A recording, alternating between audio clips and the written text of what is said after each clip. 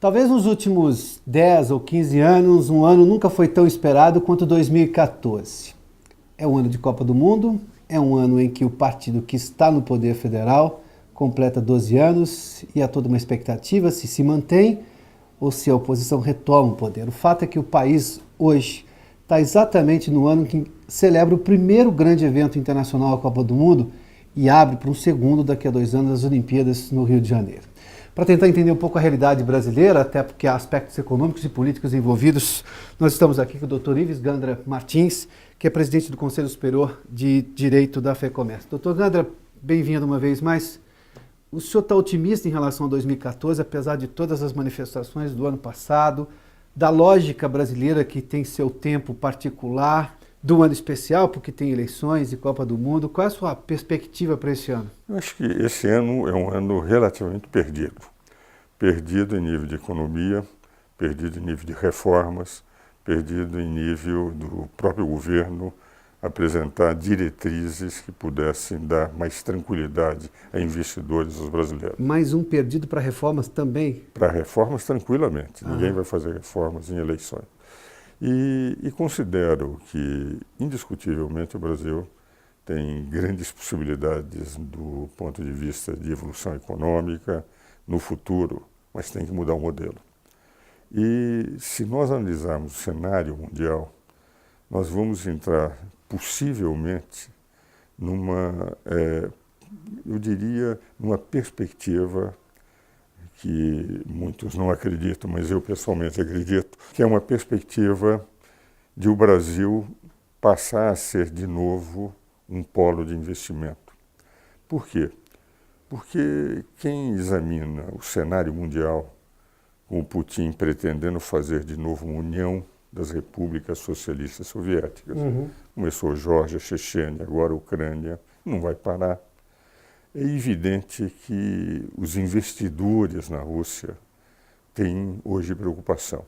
Eles têm petróleo, fornecem gás para a União Europeia, mas o investimento em nível de economia de mercado, ficam todos eles muito preocupados, porque toda ditadura, que é uma ditadura de confronto com seus potenciais aliados, os mais fortes, inclusive a Rússia era do G8, que voltou a ser G7, a esta altura ficam ressabiados. Eu tenho ouvido de investidores que possivelmente vão tirar dinheiro da Rússia enquanto não tiverem certeza de que esse sonho expansionista do Putin terminar.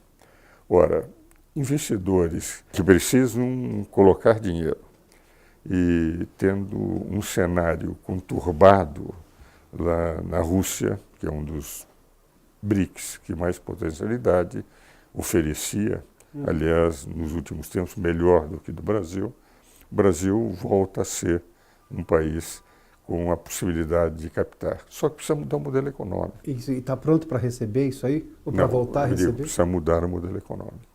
E nós temos um modelo econômico em que a presidente, ela é de rigor a verdadeira ministra da economia. Nós tivemos no governo Lula um ministro da economia que não era o Manteiga, era o Eli Lopes Meirelles, ou era o Henrique Meirelles. Henrique Meirelles. E nós tivemos no governo Dilma um ministro da economia que era a própria Dilma, ela que definia as linhas econômicas. Nós não tivemos nem o Manteiga, nem o Tombini capacidade de enfrentar. E a presidente Dilma, ela tem uma certa aversão aos lucros, basta dizer que durante 3 anos ela controlou todos os preços. Ela conseguiu reduzir o valor da Eletrobras, reduzir o valor de mercado da Petrobras, fez 2 estatais perderem, prejudicando inclusive todos os investidores. E quando ela percebeu, e começou nas licitações, não tabelar o lucro, porque numa licitação, quem vai fazer um serviço público, ele tem que ter aquilo que a lei prevê, a possibilidade do equilíbrio econômico-financeiro do contrato. Eu faço uma licitação. Se as condições de mercado mudam, eu não tenho que ter um limite no meu lucro. Eu tenho que adaptar o contrato de acordo com o que determina a lei de licitações, a 8.666, e a Constituição no artigo 175. Por que as 3 anos de licitações fracassaram da Dilma, os 3 primeiros anos? Porque ela punha e ninguém se interessava. Quando ela abriu o mercado, melhorou as condições nas licitações, começaram a vir as primeiras licitações com possibilidades, mesmo assim a própria pré-sal só teve um licitante, mais tarde demais, porque em outros setores ela continuou a utilizar empresas estatais para, pelo congelamento de preços, tentar suportar a inflação. Em vez de controlar a inflação, como se controla em todos os países civilizados, através de eliminação do peso da máquina estatal, do déficit público, ela resolveu controlar os preços, segurar preço de petróleo, de energia elétrica, levando, evidentemente, a essas empresas terem prejuízos e a desestimular investidores de virem para o Brasil. Que nunca deu certo em lugar nenhum do mundo a longo prazo. O primeiro congelamento que se conhece é do Hammurabi. Em 3.800 ou quase 3.800 a.C., há 3.800 anos atrás, 1.800 a.C., em torno de entre 1.700 e 1.800 a.C., o Código de Hammurabi previa o congelamento. Se fracassou. Porque, por exemplo, ele dizia, não se pode trocar um número de vacas por um número de porcos. Se havia um impedimento dos porcos, não adiantava dizer que aquele tabelamento teria que ser cumprido e que teria que ser punido até com prisão e morte. Diocleciano, em 301 d.C., fez o edito máximo, em que ele pretendeu um congelamento. Foi um fracasso absoluto na economia de Roma. Eu estou falando da Roma ocidental. Nós tivemos o Plano Cruzado, o Plano Brécio, que era Primavera, tivemos os congelamentos na Argentina, que até hoje estão trazendo problemas para eles, nunca deram certo. Porque o congelamento não controla o mercado. O mercado é como a água. Se eu vou represar, e há muita água, ela termina encontrando seus caminhos e o mercado também encontra. Fracassam sempre. E ela está segurando o preço da Petrobras, desvalorizando a Petrobras, prejudicando os investidores, os acionistas da Petrobras, desvalorizando o mercado e tornando a companhia que mais deve no mercado internacional. A Eletrobras é a mesma coisa. E preços que vão ter que ser reajustados, e quando forem reajustados em nível de mercado, nós vamos ter uma pressão inflacionária que não adianta tentar segurar os juros exclusivamente, ou segurar a inflação exclusivamente com juros. Então ela fez, do ponto de vista econômico, tudo errado. E todos os que estão conhecendo a economia, e eu estou convencido que ela mesma, que ela fez a economia, sabe perfeitamente que houve muitos erros na condução da política econômica. Agora, como o Brasil tem uma potencialidade enorme, com aquilo que vai acontecer na Rússia, com a necessidade de novos investimentos, como as ações desvalorizaram muito no mercado brasileiro por causa dessa política, hoje elas estão, de rigor, abaixo do valor de mercado por força da política.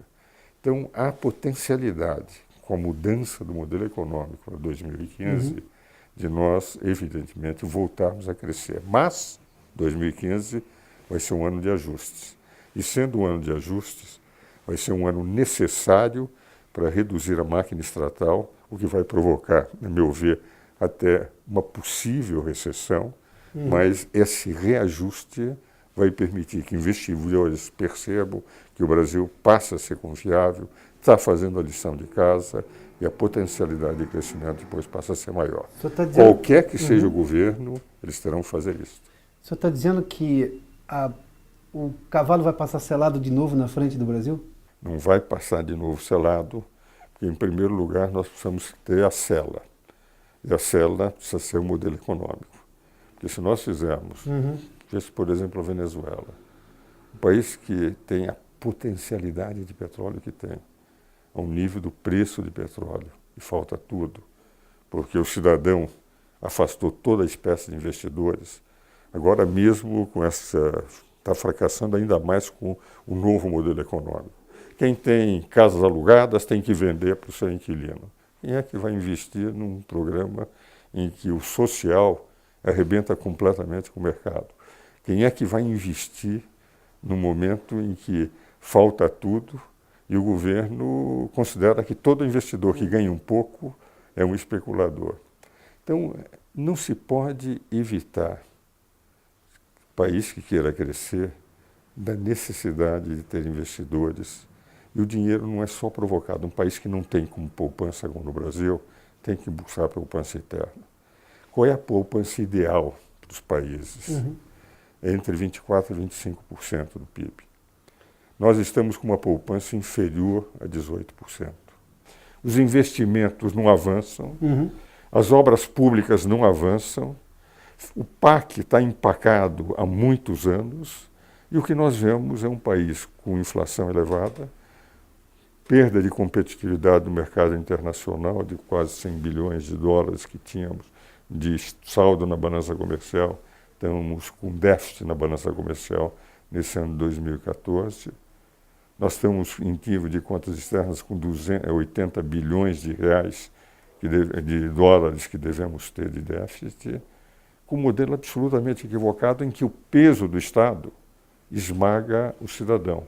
E os investidores, quando percebem que o superávit primário que era feito para mostrar aos investidores que o Estado tem condições de pagar, eles têm reduzido no governo Lula e utilizando mágicas contábeis que se alguma empresa fizesse, teria um bruto de um auto de infração. Mas não engana mais ninguém hoje, né? Como? Não engana mais ninguém. Então, o modelo em si, desse consumismo, e o próprio consumismo, no momento que ela fez o consumismo, o que ocorreu? Quando o senhor abre o jornal, as primeiras páginas dos jornais só tem venda de carros, todos estrangeiros. Todos estrangeiros. Nós passamos a ter um mercado ideal, graças à política consumista, por exemplo, dos automóveis, em que ela baixou o IPI, a tributação essencial sobre automóveis, fizemos o paraíso dos investidores estrangeiros. Mas nós temos um modelo híbrido aí, ou um misto, na verdade, de consumismo capitalista com um governo com orientação socialista, é isso? Não, de intervenção econômica? Esse é um modelo que um casamento dificilmente dá certo. Pois é. Deu certo na Rússia porque eles disseram o seguinte, na Rússia, na China, política, nós somos socialistas, somos comunistas. Ninguém tem o direito de discutir o modelo político. Economia, nós somos economia de mercado plena, até selvagem. Tem uma economia de mercado, na época que não havia as leis antitrust, as leis Clayton, Sherman, etc., que foram criadas nos Estados Unidos para combater. E a China deu esse salto de qualidade. Aqui no Brasil, o que nós temos? Nós temos um Estado pesadíssimo sobre o cidadão, carga tributária de 37%. Estados Unidos, maior economia do mundo, tem 31%. Japão, a terceira economia do mundo, tem entre 31% e 32%. Suíça tem abaixo do Brasil. China tem abaixo de 25%. E os 37% nossos são para quê? Para sustentar estruturas. Porque o governo não investe. Todos os investimentos estão parados. Infraestrutura, de portos. Conta de custeio, né? Exatamente, é para despesas de custeio, que condiciona. Quando se fala, por que não temos reforma tributária no Brasil? É porque a carga burocrática condiciona a carga tributária. E condicionando a carga tributária, qualquer reforma não vai atender o contribuinte.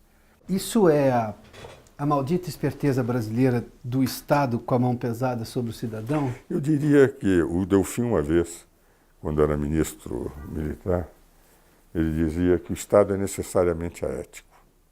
Foi manchete dos jornais na década de 70. Eu acho que ele tem toda a razão. O Estado é necessariamente aético. Quando ele precisa de recursos, lembra um grande jusfilósofo alemão chamado Konrad Hesse, ele foi da Suprema Corte alemã, em que ele dizia: a necessidade não conhece princípios. O governo brasileiro, da necessidade que ele entende de precisar cada vez mais de recursos para fazer o superávit primário, não querendo reduzir a adiposa, anacrônica, esclerosada máquina burocrática, ele usa do pensamento Konrad Hesse. Minha necessidade não conhece princípios. Mas isso é quase... É a antidemocracia.